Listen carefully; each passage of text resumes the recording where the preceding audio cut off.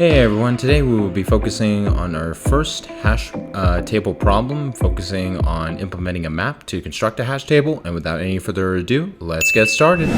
So now we are tasked with the following problem. We will now implement a hash table with separate chaining using the following and state differences for each. We are first going to build a hash table using a map, then we're going to be building a hash table using an unordered map, and then using a hash table with an unordered multi-map. And the next phase, what we will be doing is that we will be using a set to be able to build our hash table, an unordered set to build the hash table, and then an unordered multi-set to build the hash table. We will insert a key value pair into the hash table, retrieve the value associated with the given key, and finally remove a key value pair from the hash table. We will print out our hash table's elements accordingly while we are updating this.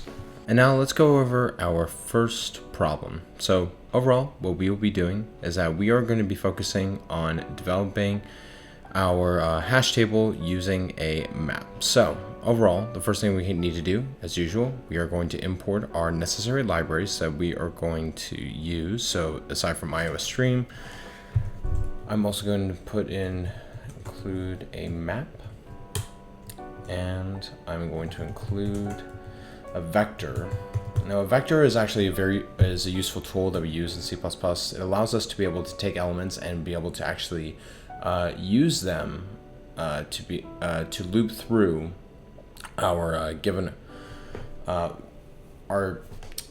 data structure to be able to output and print and or delete or move. It's able to put all of our elements in a list accordingly. And there are really two parameters that really go inside of a vector, but I will go further in depth as we move forward. So, first thing I'm going to do, we're just going to be using the main function just for the sake of time in particular, because these libraries have already been built out for us to be able to call upon and use the principles of the hash tables accordingly, so that we know exactly what to do directly, and we can just interface and just put them directly inside of our main function. Saves us so much time versus just building out everything from scratch here. And also do not forget using namespace std.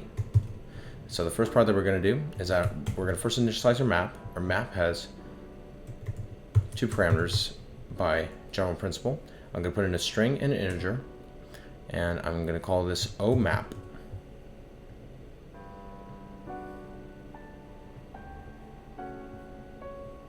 There we go. And then we will insert key values. So I'm going to go omap. And since we have a string, we're going to go 1, hence the quotations, equals to 1. Right here for the integer. And let's also be sure that we have the requirements. Insert key value pair. We're going to do that. I'm going to put 2 more as well. So 2, and then 3, 2, and 3, and we will retrieve the key. We will retrieve the value of the keys, and we can just work with 1. So I'm just going to put out value for 2 in that case. Omap. And then all we got to do is just call upon from right here. Simple in this case. Then we're going to remove a key value pair from the hash table. And so I'm going to do remove key value pair. And what I'm going to be doing is omap dot erase. And we can just call upon the string that we have over here. And we will output our hash table, and we'll do this by using a vector for pair string int, because we are taking into consideration the parameters we made with our map in this case.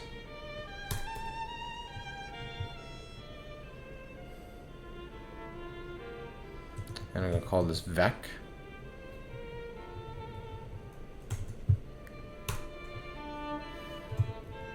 omap dot begin, and then omap dot end, and that's how we initialize our vector that we're able to call. For the next part, this part is going to be displaying by using a for loop, and we can use the same type of syntax that we did before, where we have int I equals 0, I is less than the vec.size, and then we increment the vector accordingly. Then we will output vec I dot first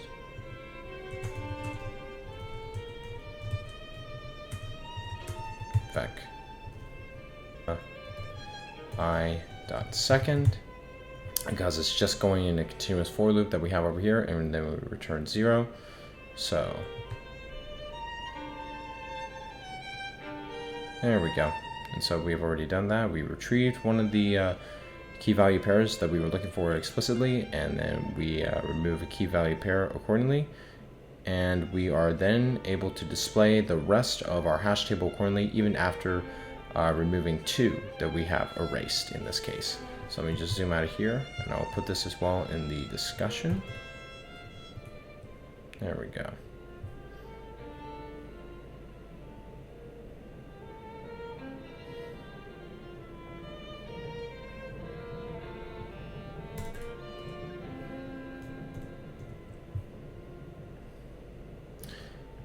And now let's head over and do our second problem. Hey everyone, thank you very much for taking time to watch this today. If you found this video helpful, be sure and feel free to please like and subscribe. And if you have any other questions as well, feel free to put it in the comment section. And as always, take care. Cheers. Bye-bye.